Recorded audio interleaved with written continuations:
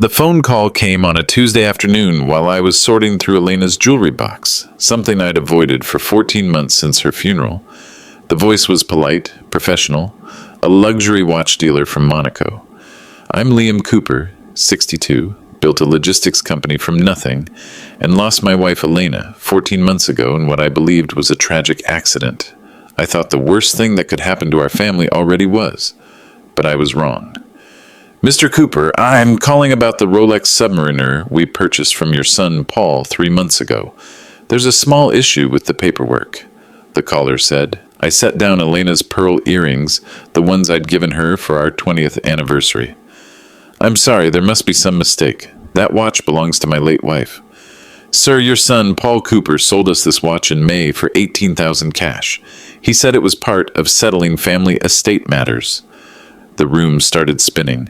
Elena's Rolex, the $35,000 watch I'd surprised her with for our 25th anniversary, was supposed to be in the velvet box in front of me. Paul had asked to borrow it months ago for professional cleaning.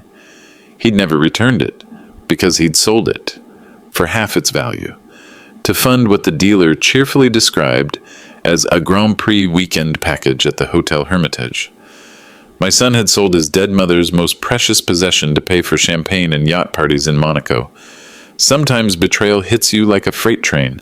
Sometimes it seeps in slowly like poison. This felt like both. The immediate shock of discovering the theft, followed by the creeping realization that if Paul could sell Elena's watch, what else had he taken? That phone call was just the beginning. What I discovered next would make that $18,000 betrayal look like pocket change. This story has more twists than a mountain highway, and each one cuts deeper than the last. If you've ever trusted someone completely, only to discover they were robbing you blind, you'll understand what comes next. And if you're listening while you commute or work out, hit that subscribe button and drop a comment about where you are, because this journey gets darker before it gets light, and we're all going to need each other. Let me tell you how a phone call about a stolen watch exposed a conspiracy that cost my family everything. Cooper Logistics Solutions had been my life's work. 30 years building a transportation company from a single truck to a fleet that moved goods across the western states. Elena had been there from day one, handling the books in our garage while I drove routes. We'd built something together worth $4.5 million. Paul grew up in those warehouses, learning the business from loading dock to boardroom. He understood logistics, supply chains, the delicate dance of moving freight efficiently, maybe too well. After Elena died, I'd thrown myself into work. Grief does strange things to a man. You either fall apart or you build walls. I chose walls. Paul seemed to understand, taking on more responsibilities at the company despite not having an official position. Richard Blake, my business partner and CFO for 15 years, encouraged it. The boy needs purpose, Liam, Richard would say. Give him something to focus on. Richard was 45, 15 years younger than me, with the kind of accounting mind that could spot a penny discrepancy in $1 million budget. He'd joined the company when we were mid-sized, helped us navigate the transition from regional to multi-state operations. Elena had never quite trusted him. Said he asked too many questions about our personal finances. I should have listened to my wife. When Paul called that evening after Agent Walsh's visit, his voice carried a tremor I hadn't heard since he was 12 and broke Elena's china cabinet. Dad, we need to talk. Yes, we do. Monaco? Paul? Really? The silence stretched long enough for me to count my heartbeats. Then, it was just a weekend trip, I was going to tell you, with your mother's watch. I needed the money. You don't understand the pressure I've been under. Pressure, as if unemployment excused theft, as if grief gave him rights to Elena's memory. Your mother died protecting what we built, Paul. That watch represented 25 years of partnership. Mom would understand. She'd want me to live my life. The casual way he invoked her name, the entitled assumption that Elena would approve of his betrayal, it crystallized something cold and hard in my chest. This wasn't just about a watch anymore. When I hung up, one thought echoed in the empty house that still smelled faintly of Elena's lavender perfume. Do you know what your mother really died for?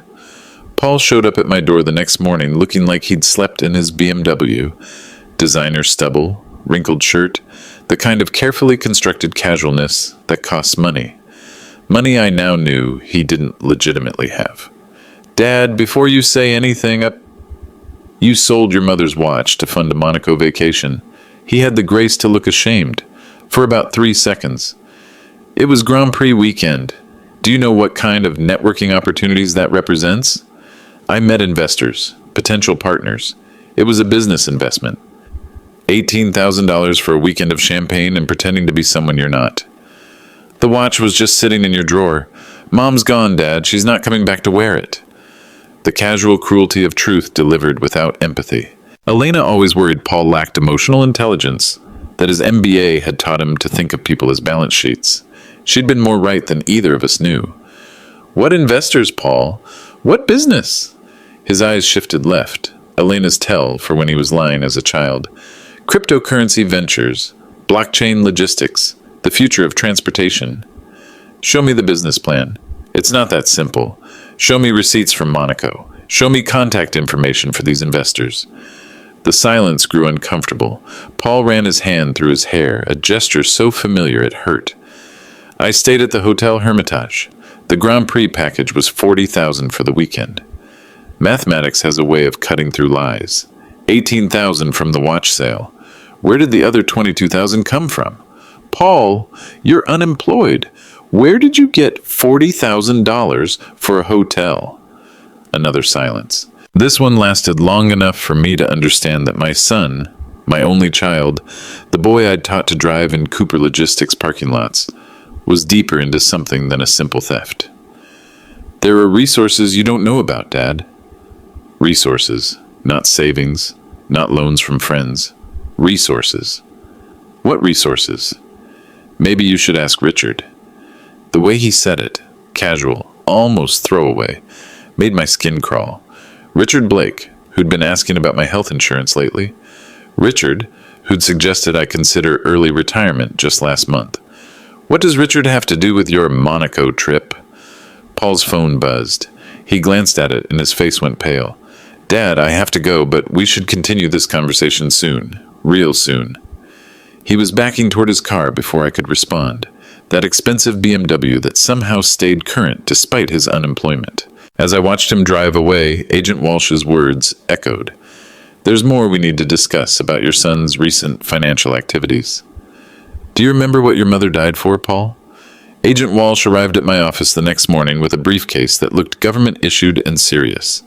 Cooper Logistics Solutions occupied a modest building near the port, nothing fancy but functional. Elena had picked the location, close enough to shipping routes, far enough from downtown rent prices.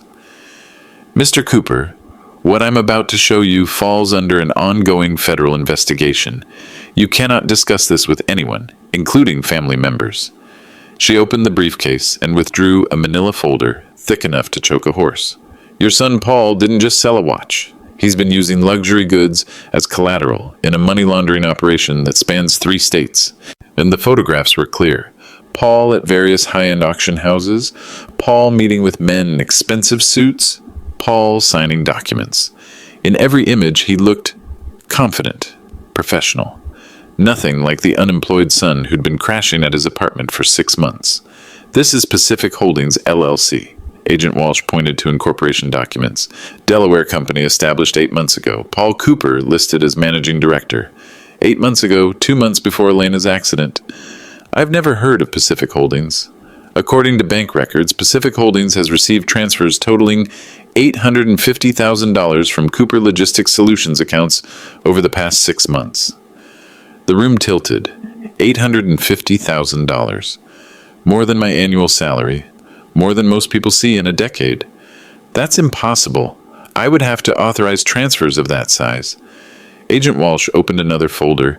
Inside were photocopies of bank authorizations, each bearing my signature authorizing transfers I'd never made. We've had these analyzed by FBI handwriting experts. The signatures are forged, but they're very good forgeries. Professional quality. Professional quality. The kind that takes practice, skill, intimate knowledge of the target's signing habits. Someone's been studying your signature for months, Mr. Cooper. Someone with regular access to documents you've signed.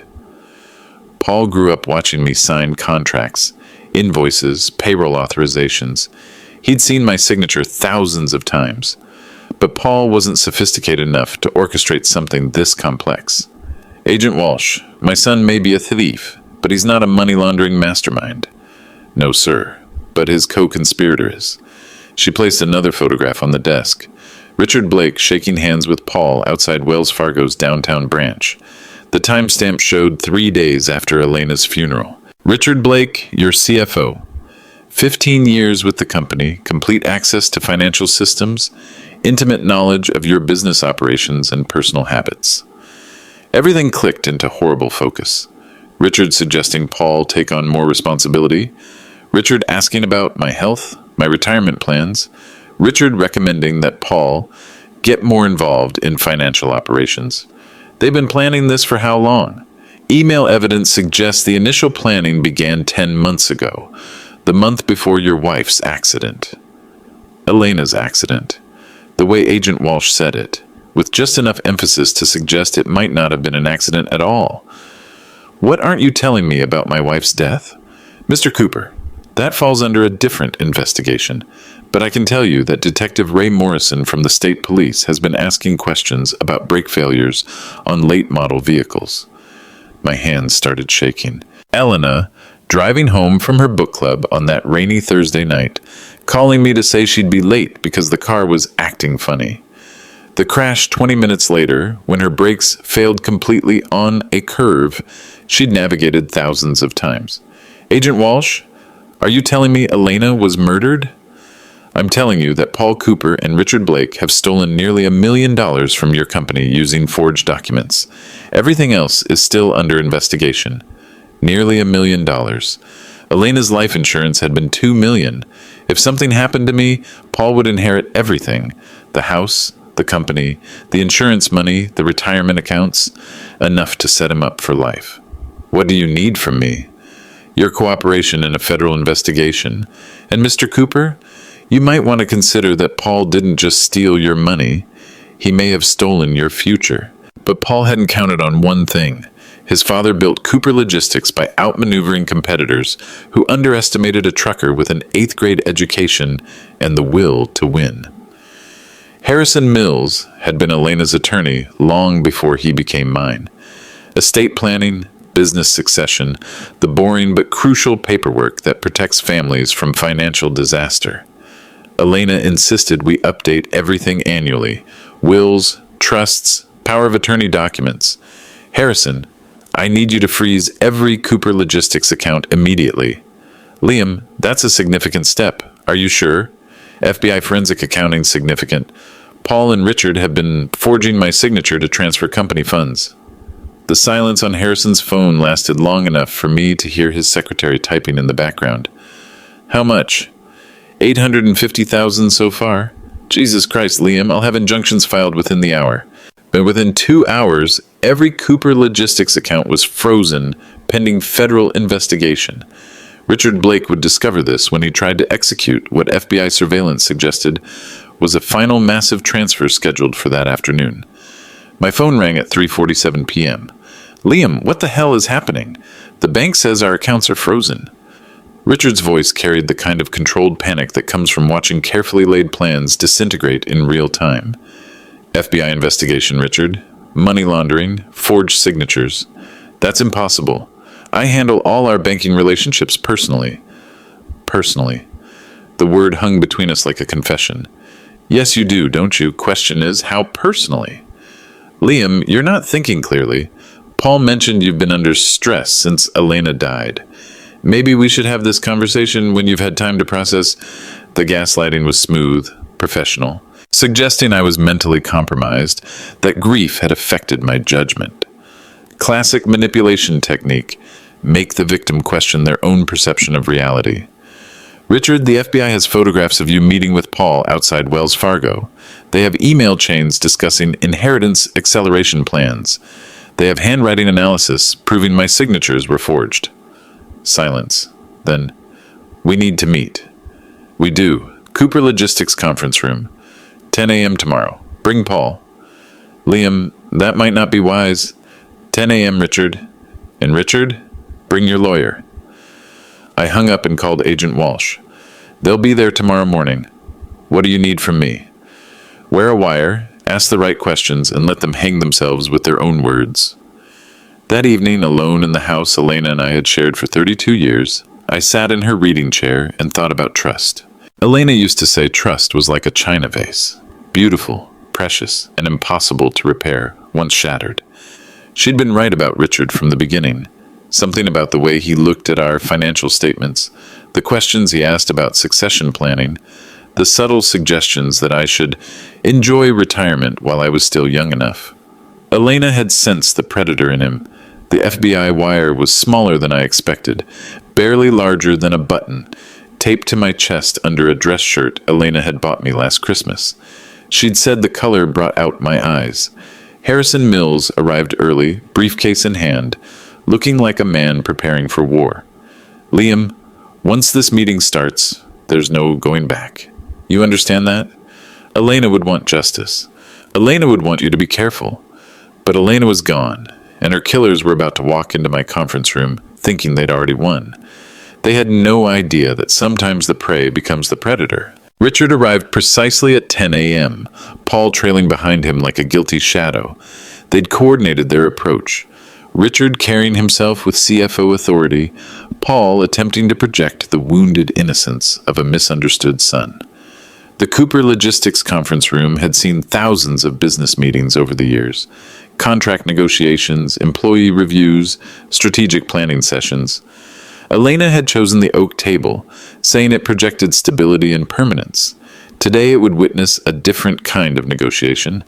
Liam, we need to address this banking situation immediately. Richard opened with corporate efficiency, as if frozen accounts were merely procedural inconveniences. We need to address theft, Richard. $850,000 in unauthorized transfers. Those weren't unauthorized. You signed every authorization. He reached into his briefcase and produced copies of the transfer documents, each bearing my forged signature. Professional quality work, just as Agent Walsh had said. Richard, I never signed these documents. Dad, you've been under tremendous stress since Mom died. Paul's voice carried manufactured concern. You've forgotten things before. Gaslighting, again. Make the victim question their own memory, their own sanity. Paul, I remember every signature I've ever put on a Cooper Logistics document. It's my company. Our company, Richard corrected smoothly. Partnership agreement gives me significant operational authority. True, but irrelevant. Partnership agreements don't authorize forgery. Richard, explain Pacific Holdings, LLC. His face didn't change, but his right eye twitched. A tell I'd learned from 15 years of business negotiations. Shell company for overseas logistics operations. Perfectly legal. Overseas operations we never discussed. Strategic initiatives don't always require board approval for preliminary exploration. Corporate speak for, I've been stealing from you while you grieved your wife. Paul, explain Monaco. My son shifted in his chair, expensive Italian leather creaking under pressure. Business development trip, networking with European transportation companies. $18,000 networking trip funded by selling your mother's watch? Dad, you have to understand. I understand that your mother's accident happened 2 months after Richard started planning Pacific Holdings. The room temperature seemed to drop 10 degrees. Richard's corporate mask slipped just enough to reveal something predatory underneath. Liam, Elena's death was a tragedy we all mourned. Elena's death was convenient timing for people planning to steal nearly $1 million. Paul stood up abruptly. Dad, you're talking like Mom was murdered or something. The word hung in the air like smoke from a discharged gun. Murdered. Paul had introduced the concept himself, which was either spectacularly poor judgment or psychological guilt manifesting as verbal spillover. Paul, was your mother murdered? Of course not. It was an accident. How do you know it was an accident? Because murders don't happen to people like Mom. Rich people don't get murdered for money. Except they do, every day, by people who want what they have and lack the moral framework to earn it legitimately. Richard, what do you know about Elena's accident?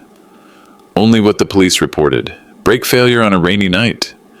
Brake failure on a car that had just passed inspection. Mechanical failures happen, Liam. Mechanical failures happen, but they can also be manufactured. I watched both men's faces carefully. Paul looked genuinely confused, but Richard's expression calculated something behind his eyes. Gentlemen, I think this conversation has run its course. Harrison Mills spoke for the first time since introductions. Liam, perhaps we should table this discussion pending the FBI investigation. The FBI investigation, Paul repeated. Dad, you called the FBI on your own family? I called the FBI on thieves who happened to share my last name. Paul's face crumpled like he'd been physically struck. For a moment, I saw the little boy who used to help Elena bake cookies on Sunday afternoons. Then the moment passed, and I saw the man who'd sold his mother's memory for a Monaco weekend. Richard, we're done here. Consider this your termination notice. Liam, you're making a mistake you'll regret. The threat was subtle but clear. Richard Blake, cornered and dangerous, with nothing left to lose. As they left, Paul turned back one final time. Dad, I never wanted it to go this far. Paul, it went this far the moment you decided money was worth more than family. The door closed behind them, leaving me alone with Harrison, and the knowledge that I'd just declared war on people who'd already killed once. But I wasn't afraid anymore. Detective Ray Morrison called that afternoon with news that changed everything I thought I knew about Elena's death. Mr. Cooper, we've reopened the investigation into your wife's accident. New evidence suggests the brake lines were deliberately severed. New evidence. After 14 months of believing Elena died in a tragic accident, I was learning she'd been murdered. Detective, what kind of evidence? Forensic analysis of the wreckage shows clean cuts in the brake lines, not the kind of damage you'd expect from road debris or mechanical failure. Someone with automotive knowledge used professional tools. Professional tools. Richard Blake had worked as a mechanic before getting his accounting degree. He'd mentioned it during his job interview 15 years ago, said he understood the transportation business from the ground up. Detective, I need to tell you about the FBI investigation into my son and business partner. Mr. Cooper, we're already coordinating with Agent Walsh. The timing of your wife's death and the financial crimes appears to be connected. Connected. Elena had died because she'd discovered the theft. Did my wife contact police before her death? Not police, but she did contact her attorney about changing certain estate documents. Harrison Mills has been very cooperative. Harrison? Elena had been to see Harrison 3 times in the 2 weeks before her death. She'd told me it was routine estate planning updates, nothing to worry about.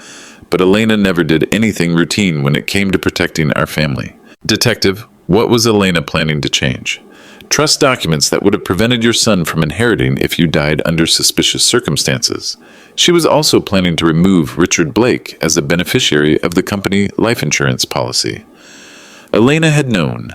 Somehow she'd figured out that Paul and Richard were planning something catastrophic, and she'd tried to protect me from beyond the grave. How long have you suspected murder? Honestly, from the beginning. Your wife was an excellent driver who maintained her vehicles religiously. Brake failure on a car with new brake pads seemed unlikely. Why didn't you tell me? We needed evidence that would hold up in court. Mechanical failures can be hard to prove as homicide unless you have a motive and suspects. Now they had both. My phone buzzed with a text from Paul. Dad, we need to talk. Tonight. It's urgent. Urgent.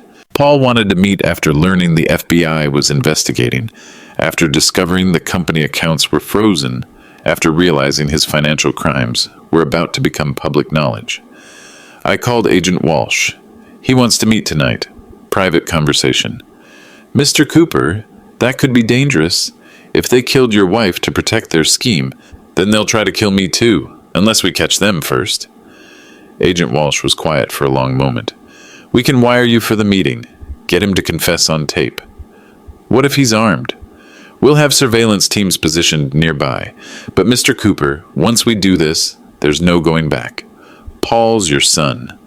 My son who'd sold his mother's watch. My son who'd participated in stealing nearly $1 million. My son who might have helped murder the woman who raised him. Agent Walsh, Paul stopped being my son the moment he decided money was more important than family. But that wasn't entirely true. Part of me still hoped Paul was just stupid and greedy rather than evil and murderous. Part of me wanted to believe my boy could be redeemed. The larger part knew that Elena had died because she'd trusted family. That night, sitting in Elena's reading chair with FBI surveillance equipment taped to my chest, I thought about the difference between justice and revenge. Elena would have wanted justice. Legal, measured, proportionate to the crimes. I wanted revenge. But Elena's ghost seemed to whisper from the lavender-scented shadows, "Justice, Liam. Justice for both of us." The meeting was set for Park Avenue Cafe at 8 p.m. Neutral ground, public place, FBI surveillance teams positioned like chess pieces around the perimeter. Paul arrived 10 minutes late, looking haggard and desperate. This was no longer the confident MBA graduate who'd pitched crypto ventures over Monaco champagne. This was a cornered animal who'd run out of options. "Dad, thank you for coming." "What do you want, Paul?" He glanced around the cafe nervously, as if he suspected surveillance, which he probably did. "I want to make this right." "You want to make murder right?" "Dad, what are you talking about?" Paul's confusion seemed genuine, but I'd learned not to trust anything about my son's emotional displays. Elena's brake lines were cut. She was murdered, Paul. His face went white. Either Paul was an exceptional actor, or he truly hadn't known about Elena's murder. "Dad, that's impossible. Mom died in an accident. Mom died because she discovered your financial scheme with Richard. She was changing her will to prevent you from inheriting if I died suspiciously." Paul sat back in his chair like I'd physically pushed him. "Richard never mentioned. He said Mom's death was just bad timing." Bad timing, as if Elena's murder was merely inconvenient scheduling. "Paul, did Richard tell you he was going to kill your mother?" "Kill her? Dad, no!" Richard said we just needed to move faster because Mom was asking questions about the financial transfers. Move faster. Elena dies. And suddenly there's urgency to steal more money before anyone else notices. What questions was your mother asking? She wanted to know why there were large transfers to companies she'd never heard of. Richard said you'd authorized everything but forgot to tell her because of the stress. More gaslighting. Richard had been manipulating Paul just like he'd been manipulating me. "Paul, your mother wasn't asking questions because of stress. She was asking questions because she knew someone was stealing from us." "Dad, I never meant for it to go this far. It was supposed to be simple borrowing. We were going to pay everything back with interest." Simple borrowing. $900,000 is never simple borrowing. Pay it back with what money? Richard had investors lined up for Pacific Holdings, international shipping contracts that would generate millions in profit. International shipping contracts that existed only in Richard's imagination and Paul's desperate need to believe he wasn't just a common thief. "Paul, there are no investors. There are no contracts. Richard has been feeding you fantasies while he steals our family's future." My son's face crumpled as the full scope of his manipulation became clear. "He said you were planning to sell the company and retire. He said we needed to secure our position before you made decisions that would hurt the family legacy." Family legacy. Richard had used Paul's love for Cooper Logistics against him, convinced him that stealing was actually protecting. "Paul, the only person planning to destroy our family legacy is Richard Blake." But the Monaco trip, the networking, the cryptocurrency investments, there were no cryptocurrency investments. You funded Richard's money laundering operation while he convinced you that you were building a business empire. The silence stretched between us. Around the cafe, other conversations continued. Couples planning vacations, friends discussing work, families sharing dessert, normal people living normal lives without federal investigations, and dead wives and sons who steal from their fathers. "Dad, what happens now?" "Now you tell me everything. Every meeting with Richard, every financial transaction, every lie you've told me in the past year. And if I do, the FBI might consider cooperation when they calculate your sentence." Paul started crying then, not the manipulative tears of a caught criminal, but the broken sobs of a 28-year-old boy who'd realized he'd destroyed everything he'd ever loved. Dad, I'm so sorry. Paul, sorry doesn't bring your mother back. I know, but I never knew about Mom. I swear to you, I never knew Richard was going to hurt her. I believed him. Paul was weak, greedy, and stupid, but he'd loved Elena in his selfish way. Paul, your mother died protecting you from your own stupidity. The least you can do is tell the truth about who killed her. He nodded, wiping his nose with his sleeve like a child. Richard called me the night after Mom's accident. He said we needed to accelerate our timeline because family situations were fluid now. Fluid. Corporate euphemism for profitable death. What else did Richard say? That successful people sometimes had to make difficult decisions for the greater good. And there it was. Richard's confession delivered secondhand through my son's broken conscience. Elena's murderer had just confessed without knowing it. The FBI arrested Richard Blake and Paul Cooper simultaneously at 6:23 a.m. on a Thursday morning, exactly 14 months and 3 days after Elena's funeral. Agent Walsh called me with details while I drank coffee from Elena's favorite mug. We have them both. Richard at his apartment, Paul at his place. No resistance. Richard's apartment yielded a treasure trove of evidence. Detailed financial records of the money laundering operation, encrypted communications with offshore accounts, and a laptop containing what prosecutors would later call the most comprehensive corporate theft documentation in federal history. Paul's apartment contained something more damning. Elena's personal calendar with entries about suspicious financial activity and need to protect L from RB. Elena had known Richard was dangerous. She'd documented her concerns in the methodical way she approached everything, leaving a paper trail that would help convict her killer. The trial lasted 6 weeks. I attended every day, sitting in the front row where Paul and Richard could see me. Elena would have wanted me to witness justice being served. Paul's attorney argued diminished capacity due to grief and manipulation by an older, more sophisticated criminal. The jury saw through it in 47 minutes of deliberation. Richard's attorney claimed Elena's death was accidental, that the brake line cuts were the result of road debris and poor police investigation. Detective Morrison's forensic evidence and Richard's automotive background destroyed that defense. The prosecution played the wire recording of Paul confessing that Richard had called Elena's death convenient timing. They presented email evidence of Richard researching inheritance acceleration and suspicious death investigations. But the moment that sealed both convictions came when the prosecutor asked Paul directly, "Did Richard Blake tell you that successful people sometimes had to make difficult decisions for the greater good?" Paul answered, "Yes, sir, the night after my mother's funeral." The jury deliberated for 2 hours.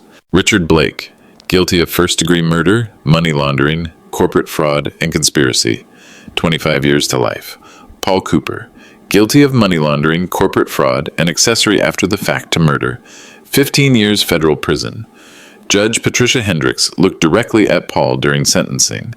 "Mr. Cooper, your mother died trying to protect you from your own greed. She failed, but perhaps 15 years will succeed where her love could not." Paul had one chance to address the court before sentencing. He stood at the defendant's table in an orange jumpsuit that made him look younger and more pathetic than his 28 years. "Your Honor, I want to apologize to my father and to my mother's memory. I was weak and greedy and stupid. Richard Blake manipulated me, but that doesn't excuse what I did. I sold my mother's watch, her most precious possession, for money to fund a lifestyle I hadn't earned. I participated in stealing from the man who raised me and built everything I stood to inherit. I didn't know Richard was going to murder my mother, but I created the circumstances that made her a target. I'm guilty of being the worst kind of son, and I'll spend the rest of my life trying to earn forgiveness I don't deserve." It was the first honest thing Paul had said in 2 years. I felt nothing. Elena's murderer got 25 to life. Her betrayer got 15 years. The money was recovered through asset forfeiture. $4.2 million returned to Cooper Logistics accounts. Justice, Elena. Legal, measured, proportionate to the crimes. But justice doesn't bring back the woman who chose lavender perfume because it reminded her of her grandmother's garden. Justice doesn't restore 32 years of marriage or fill the empty chair at the dinner table. Justice is cold comfort for a man who learns that trust, once shattered, can never be completely repaired. As I left the courthouse after sentencing, Paul's attorney approached me in the parking garage. "Mr. Cooper, Paul asked me to give you this." It was a letter, handwritten on prison stationery. I threw it in the trash without reading it. Some conversations end when one person refuses to continue speaking. 2 months after the trial, I discovered Elena's final gift. Harrison Mills called me to his office for what he described as estate business that couldn't be handled during the criminal proceedings. Elena established a trust 2 weeks before her death. She never told you because she hoped it wouldn't be necessary. Elena's foresight had protected not just me, but our shared legacy. The Elena Cooper Trust contained assets worth $500,000, money she'd quietly moved from personal accounts while documenting Richard's theft. She left specific instructions about how the money should be used. Elena's letter, written in her careful handwriting on Cooper Logistics letterhead, was dated 3 days before her murder. "My dearest Liam, if you're reading this, then my suspicions about Richard and Paul were correct, and I'm no longer there to protect you. I've established this trust to ensure that our life's work serves a purpose beyond our family's failures. Use this money to help other families avoid the betrayal and financial abuse that destroyed ours. Help seniors protect themselves from the people who should love them most. Make our tragedy serve a larger justice. All my love, Elena." Elena had died knowing her son was stealing from us, knowing her husband's business partner was planning something catastrophic, but still believing that good could come from evil if properly channeled. The Elena Cooper Foundation for Elder Financial Abuse launched 6 months after Richard's sentencing. $500,000 in initial funding, with Cooper Logistics contributing additional support annually. We provide free legal aid to seniors facing financial exploitation by family members. We fund forensic accounting services for elderly victims of corporate fraud. We educate older adults about protecting assets from inheritance predators. In our first year, we helped recover $3.7 million for elder abuse victims across 4 states. Elena's murder has prevented dozens of similar crimes. Paul writes me letters from federal prison, one every month, like clockwork, each one expressing remorse and asking for forgiveness. I don't read them, but I don't throw them away either.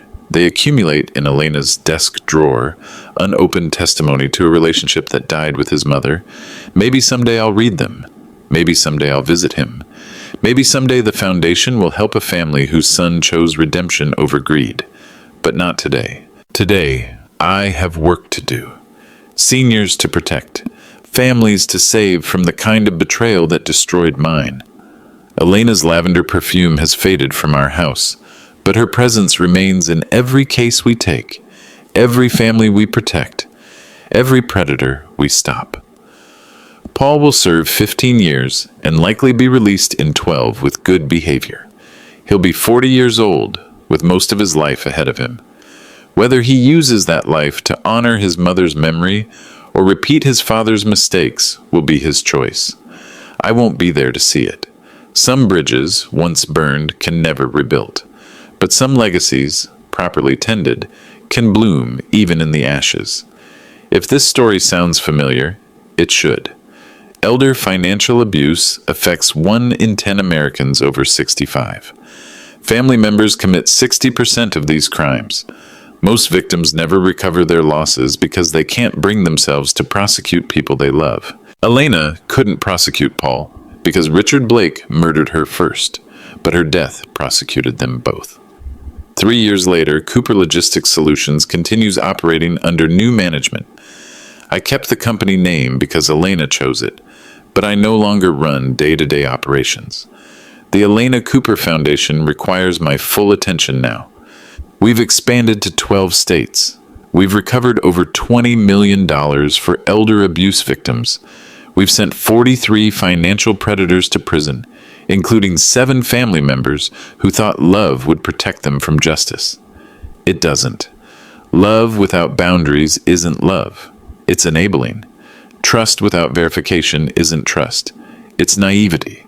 Family without accountability isn't family. It's a criminal organization with shared DNA. Elena understood this before I did. Her trust fund didn't just protect our assets, it protected our values. I live alone now in the house Elena and I shared for 32 years.